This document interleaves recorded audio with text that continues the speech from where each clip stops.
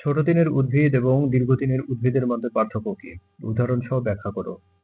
What are the difference between short day plants and long day plants? Explain with examples. ছোট দিনের উদ্ভিদ সেই উদ্ভিদ যা একটি নির্দিষ্ট সংকটময় দিনের দৈর্ঘ্যের চেয়ে কম আলোতে ফুল ধারণ করে।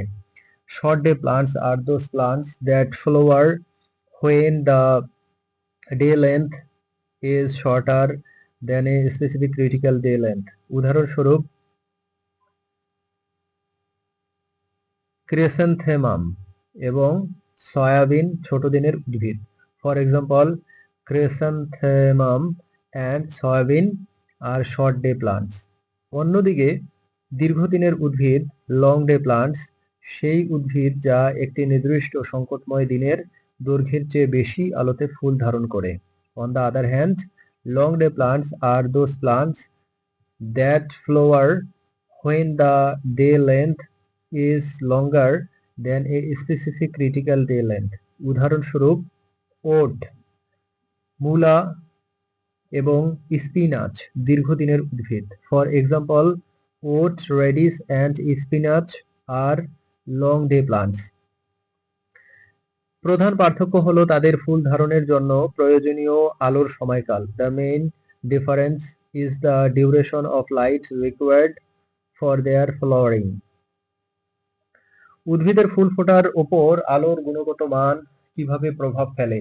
How does the quality of light effect flowering in plant? উদ্ভিদের ফুল ফোটার ওপর আলোর গুণগত মান অত্যন্ত গুরুত্বপূর্ণ প্রভাব ফেলে। The quality of light has a significant impact on flowering in plants. লাল আলো, রেড লাইট এবং দূর লাল আলো উদ্ভিদের ফুল ফোটার প্রক্রিয়াকে বিশেষভাবে প্রভাবিত করে। Red light and far red light specially influence the flowering process in plants.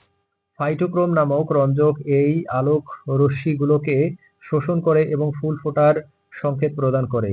The pigment called phytochrome absorbs this light rays and provides signals for flowering.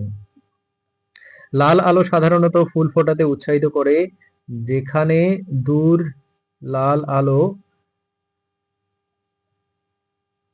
আলোর প্রভাবকে বিপরীত করতে পারে। Red light generally encourage flowering, whereas far red light can reverse the effect of red light. এই আলোকরশ্মির অনুপাত উদ্ভিদের ফুল ফোটার সময় এবং প্রকৃতি নির্ধারণ করে। The ratio of this light rays determines the timing and nature of flowering in plants.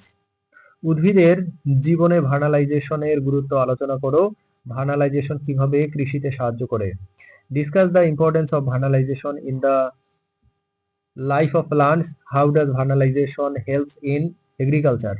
Vernalisation উদ্ভিদের জীবনচক্রের একটি গুরুত্বপূর্ণ ভূমিকা পালন করে। Vernalization plays a crucial role in the life cycle of plants.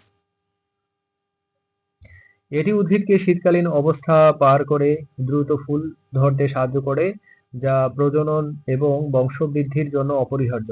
It helps plants to overcome winter conditions and flower quickly, which is essential for reproduction and propagation. Vernalization কৃষিতে বিভিন্নভাবে সাহায্য করে। Vernalization helps in agriculture in various wedge.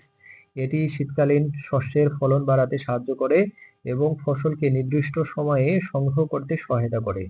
It helps to increase the yields of winter crops and helps to harvest the crop at a specific time.